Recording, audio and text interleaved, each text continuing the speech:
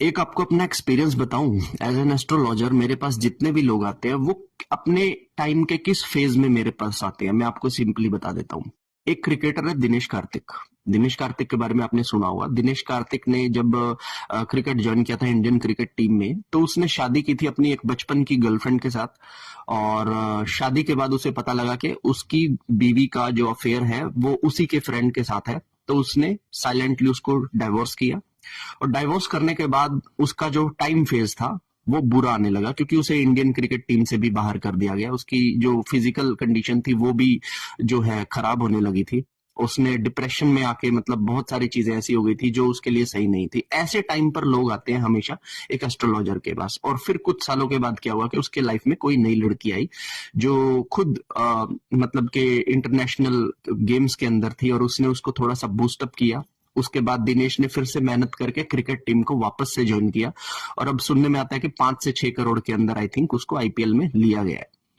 तो आप देखोगे कि उसकी लाइफ का ये जो फेज था जहां पे उसको डम किया गया, जहां से उसकी लाइफ नीचे की तरफ गई, फिर कोई एंजल लड़की मिली और फिर उसकी वजह से वो ऊपर आया, थोड़ा सा बूस्टअप मिला उसको, है ना। तो क्या होता है कि हमारी लाइफ के अंदर जब हमारी कॉन्शियस को, जब हमारी सोल को कुछ ऐसे एक्सपीरियंस देने होते हैं जो कभी नहीं मिलेंगे जब तक वो अपने करंट सिचुएशन में रहेगा, तो उसकी लाइफ में एक भारी गिरावट आती है किसी ना किसी तरीके से। उसका कोई अपना, उसका स्टेटस सिंबल, उसका फाइनेंशियल कंडीशन, उसका फिजिकल कंडीशन, ये बहुत हद तक गिर जाता है। और जब ये गिर जाता है तो इस फेज के अंदर लोग सबसे ज्यादा एक एस्ट्रोलॉजर के पास आते हैं। लेकिन आपको मैं एक बात बता दूं कि जरूरी नहीं है कि एस्ट्रोलॉजी में आकर पता करने का मतलब ये है कि मेरी सॉल्यूशन हो ही जाएगी मेरी प्रॉब्लम का।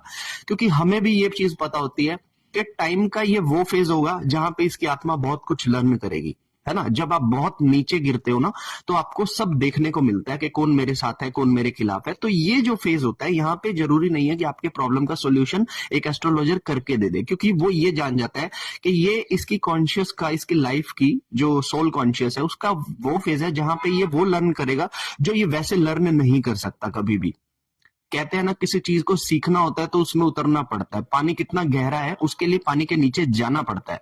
तो हमें एक लर्निंग करने के लिए हमारे टाइम में ये 6 साल या 10 साल का एक ऐसा फेज जरूर आता है जहां पर हम लोग बहुत कुछ सीखते हैं और फिर से नीचे से गिरने के बाद ऊपर उठना शुरू करते हैं। और एट द एंड आके हमें वापस से वही स्टेटस और उससे कहीं बेहतर स्टेटस जरूर मिलता है। तो आपका इस बारे में क्या कहना है, मुझे कमेंट कर बताइएगा। हर हर महादेव।